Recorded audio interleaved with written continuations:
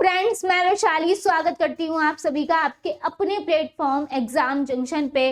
और आपने थंबनेल देख ही लिया होगा कि आज हम देखने वाले हैं सी टेट में तुक्का किस तरीके से आप लगा सकते हैं, क्योंकि ये ऑफलाइन पेपर है। लेकिन आपको एक बात जरूर हम क्लियर कर देते हैं इस वीडियो के माध्यम से, ये वीडियो उनके लिए नहीं है जिनकी तैयारी जीरो है, यानी कि शून्य है। तो यहाँ पे सबसे पहले हम आ जाते हैं भाई, जिनकी तैयारी शून्य है ना, जीरो है, ये वीडियो उनके लिए बिल्कुल नहीं है, जिनकी तैयारी है ही नहीं। अब ये आप कहो कि भाई 150 में 150 क्वेश्चन पे आप तुक्का लगा दो, तो ये तो असंभव है ना। यहाँ पर ये तो असंभव है, ब्रह्मा भी पास नहीं करा सकते हैं, बिल्कुल सही बात है। तो यहाँ पे आपका ये, आप अगर जीरो पे हो, आपने कुछ पढ़ा ही नहीं है, तो ये उनके लिए नहीं है। ये वीडियो उनके लिए है जिन्होंने अपनी प्रिपरेशन कर ली है, तैयारी कर ली है और बिल्कुल तैयार है सीटेट के लिए। अब यहाँ पे जाहिर सी बात है कि बहुत ही कोई धुरंधर हो जो 150 में यहाँ पर 150 जिसके क्वेश्चंस जो हैं वो सही हो जाए, है ना।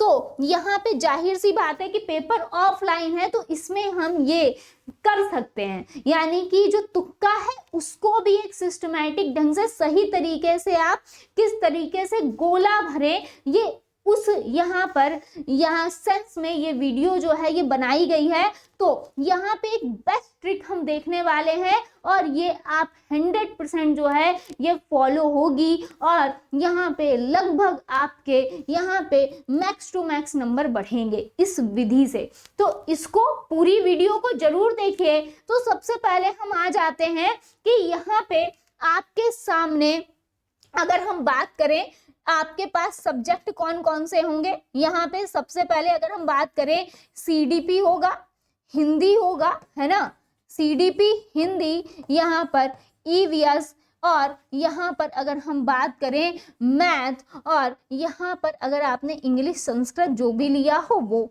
ठीक है। तो ये सब्जेक्ट आपको देखने को मिलेंगे प्राइमरी में, और जूनियर लेवल पे भी आपकी ये ट्रिक ही काम करेगी भाई, ये दोनों के लिए है, ठीक है। पहली बात, अब इसमें देखेंगे कि किस तरीके से आपको चीजें करनी है। अब यहाँ पर आपको पता है 150 नंबर का पेपर आता है, 150 आपके सामने क्वेश्चंस होंगे और ये सभी सब्जेक्ट आपके सामने उपस्थित होंगे।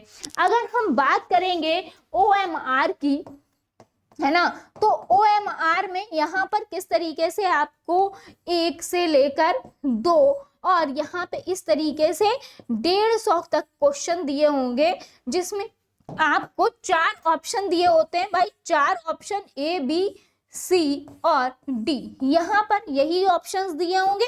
यानी कि अगर हम बात करें कि आपको इसी तरीके से गोले भरने हैं, यानी कि ठीक है। अब यहाँ पर क्या होगा, यहाँ पर क्या होगा, अब यहाँ पर आपको करना क्या है, यहाँ पे करना ये है कि जो आपके सामने 150 क्वेश्चंस हैं, ये 150 क्वेश्चन आप कितने क्वेश्चंस पे 100% श्योर हो कि ये सही है। जो 100% श्योरिटी वाले क्वेश्चंस हैं उन पे गोला भर लो, ठीक है। यानी कि यहाँ पे फर्स्ट का C अगर आपको 100% पता है तो उसको आप जो है फिल कर लो, ठीक है, क्लियर है, फिल कर लिया। अब इसी तरीके से आपको 150 पूरे जो क्वेश्चन है, यानी कि ये सभी सब्जेक्ट्स जो आपके सामने यहाँ पर है, इनमें आप सारा पूरा पेपर देखोगे, जो इस पे 100% श्योर हो उसके गोले फिल कर लो। अब इस यहीं से आपको आगे की ट्रिक भी मिलेगी, किस तरीके से। अब यहाँ पर क्या है कि आपको जो जहाँ पे आपको कई सारे क्वेश्चंस ऐसे होते हैं जिसमें आपको 2 पर डाउट होता है, यानी कि ऑप्शन A सही होगा, D सही होगा, भाई B और C तो हो ही नहीं सकता, इस तरीके से। तो उसमें भी आप एलिमिनेट करके यहाँ पे जो है वो चीज़ों को सोच समझ के उस पे ध्यान दो। अब सपोज दैट आपने जो है अपने अनुसार पेपर को कर लिया। अब यहाँ पे बहुत सारे क्वेश्चंस आपके पास ऐसे रह गए जिसके बारे में आप ब्लैंक हो, यानी कि बहुत सारे बच्चे जो हैं जिनकी मैथ अच्छी नहीं होती है, संस्कृत अच्छी नहीं होगी, इंग्लिश अच्छी नहीं होगी, मैथ साइंस नहीं अच्छी होगी, है ना, अगर जूनियर पे है, एसएसटी नहीं है ज़्यादा अच्छी है, तो अब यहाँ पे करना क्या है, अब जिन पे को बिल्कुल आप ब्लैंक हो, यानी कि आता ही नहीं है बिल्कुल, यानी कि आपने 100% श्योरिटी वाले भी क्वेश्चंस कर लिए एलिमिनेट करके, जिसमें आप 2 में डाउट थे उसको भी आपने अपने अनुसार कर लिया। अब यहाँ पर आ जाते हैं जिसमें आपने बिल्कुल नहीं आता।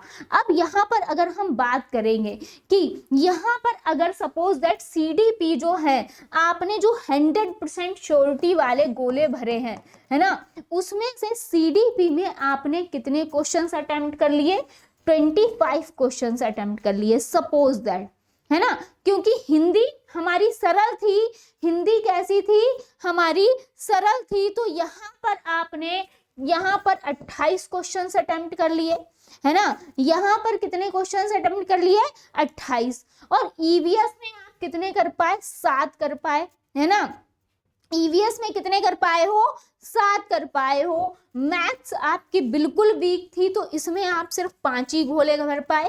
ईवीएस यहाँ पे इंग्लिश संस्कृत आपका ठीक ठीक ओके था तो आपने 15 क्वेश्चंस कर लिए, यानी कि सीडीपी में आपने जो 100% श्योरिटी वाले क्वेश्चंस थे, है ना, 100% श्योरिटी वाले जो क्वेश्चंस थे 25, 28, 7, 5, 15 की अगर हम बात करें तो जो आप श्योर थे आपने यहाँ पर क्वेश्चंस को अटेम्प्ट कर लिया।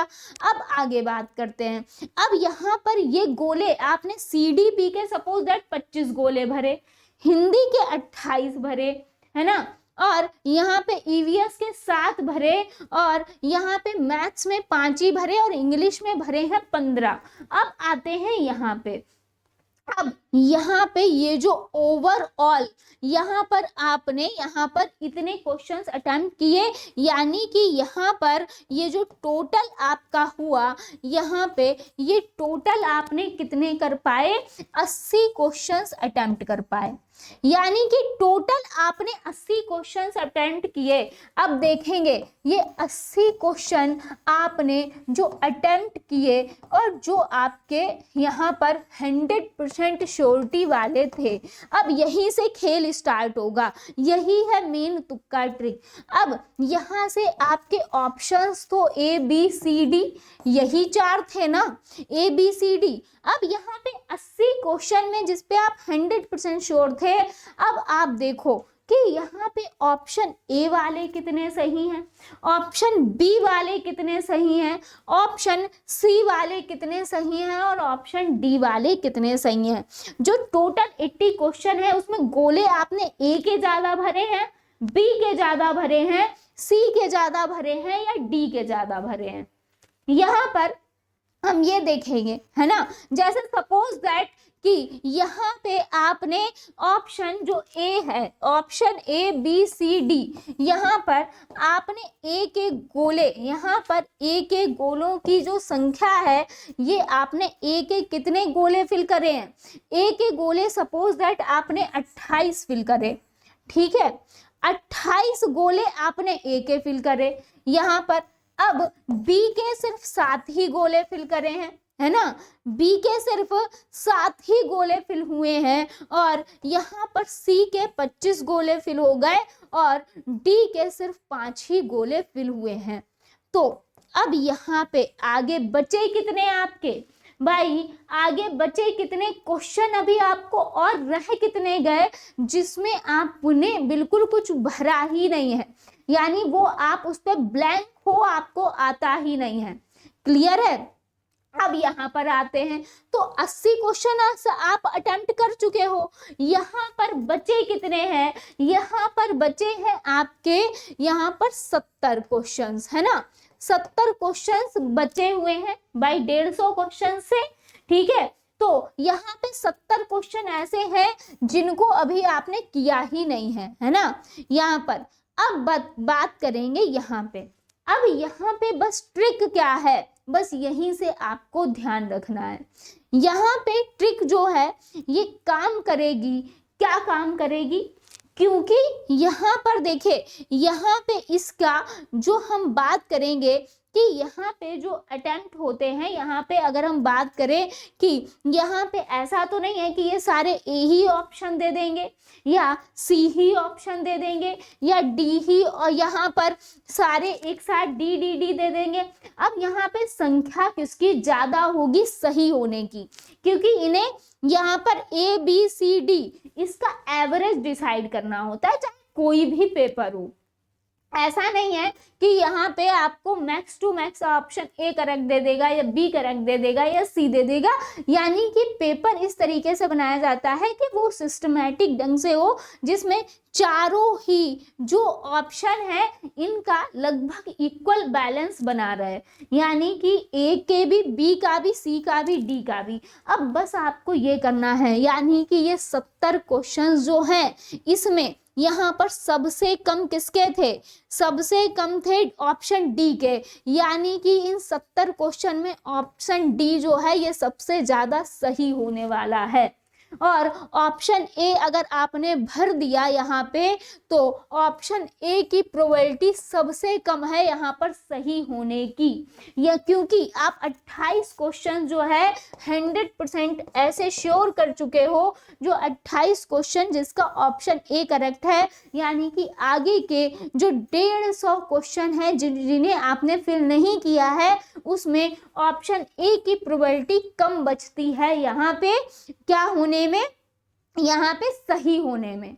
यहाँ पर ऑप्शन डी जो है ये फर्स्ट नंबर पे सबसे ज्यादा जो है, यहाँ पर जो आगे के 70 क्वेश्चन है इसमें डी और ऑप्शन जो है बी जिसके साथ ही है यहाँ पर बी और ऑप्शन डी जो है ये सबसे ज्यादा सही होंगे। यानी कि अब ये जो 70 क्वेश्चन है ना, इसमें अगर आप बी और डी का गोला भरोगे तो आप कहीं ना कहीं यहाँ पे 25 से 30 नंबर जरूर बढ़ा लोगे यहाँ पे। और सपोज दैट अगर 80 में आपके भैया 25 नंबर ऐड हो गए, हम 25 ही मान ले रहे हैं, अगर ऐड कर लिए आपने तो यहाँ पे कितना स्कोर हो गया जाके, यहाँ पर 105 हो गया जाके, यानी कि आप 15 नंबर आगे हो गए जो आपका यहाँ पे क्वालिफाइंग मार्क्स था उससे। तो यहाँ पे इसी तरीके से आपको एलिमिनेट करना है, यानी कि नेक्स्ट यहाँ पर ए और सी की प्रोबेबिलिटी सबसे कम होगी और इसी तरीके से एलिमिनेट करना है कि डी सबसे ज्यादा यहाँ पर ऑप्शन सही होगा, यहाँ पर बी उससे कम सेकंड नंबर पे और यहाँ पर सी जो है ये थर्ड नंबर पे और ए फोर्थ नंबर पे। यानी कि अगर आपने ए के गोले ज्यादा भरे हैं या बी के भरे हों, सी के भरे हों, तो आप जिसमें सबसे ज्यादा आपने आंसर 100% वाले में सही कर दिया है, अब उस गोले को टच ही मत करना, बिल्कुल, वरना आपका आंसर गलत होगा ही होगा। इसलिए यहाँ पे जो ऑप्शन सबसे कम होगा उसका एवरेज बढ़ाने के लिए, यानी कि आगे जितने भी हैं उसमें आपकी प्रोबेबिलिटी बनेगी बी और डी के सही होने की। और यही ट्रिक जो है आपको जूनियर में भी अपनानी है, यही ट्रिक आपको प्राइमरी में भी अपनानी है। इसीलिए मैंने कहा कि जिनकी जीरो तैयारी है ये वीडियो उनके लिए नहीं है, ये वीडियो उनके लिए है जिनकी तैयारी तो है, लेकिन कुछ बच्चे ऐसे होते हैं कि वो लोग जो है क्वालिफाई होने से थोड़ा सा ही बैक हो जाते हैं, रुक जाते हैं। अगर हम बात करें जैसे कि अगर 82 मार्क्स पे पास हैं तो 80 ही आ रहे हैं, 90 पे पास हैं तो 80 या 85 के बीच में है, तो उनके लिए ये ट्रिक जो है ये रामबाण ट्रिक है। और इस ट्रिक से अगर आप अपना पेपर करोगे तो बिल्कुल एक अच्छा स्कोर गेन कर पाओगे। तो आई होप आपको ये ट्रिक अच्छी लगी होगी। मिलते हैं नेक्स्ट सेशन में। थैंक यू सो मच सभी का जुड़ने के लिए। और हाँ, यहाँ पे हिंदी एसएसटी की लगातार क्लासेस चल रही हैं, सीडीपी की भी क्लासेस चल रही हैं, तो मेहनत करते रहिए। ये एंड के लिए है कि जहाँ पे आप जहां पे ब्लैंक हो जाओ वहां पे क्या करना है ना। तो यहाँ पे अभी आपके पास 7 दिन है, यहाँ पर 5-6 दिन जो भी हैं उसमें धुआंधार तरीके से मेहनत कर लो और 7 तारीख को बिल्कुल यहाँ पे पास होके आओ। मिलते हैं नेक्स्ट सेशन में। धन्यवाद।